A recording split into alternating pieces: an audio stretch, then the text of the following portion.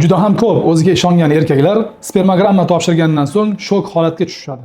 Chunki ular spermogrammani ko'rganda barcha ko'rsatkichlar 0, ya'ni azospermiya holati bo'ladi. Hattoki ba'zi bir doktorlarga borganida, bu juda qiyin masala, moyaklaring ham juda kichik, farzand saqlab olasan. Oila a'zolaridan esa, ha uka, shunga ham siqilasanmi? O'g'il ko'rsam beraman. Meni bolam seni bolangda. to'g'ri, fikr berish oson, lekin bu dardni his qilib ko'rish qiyin. Birinchi o'rinda internetdan izlanishga tushadi va bir nechta tajribasiz doktorlarga to'g'ri kelib, ba'zan umidlarini ham yo'qotadi.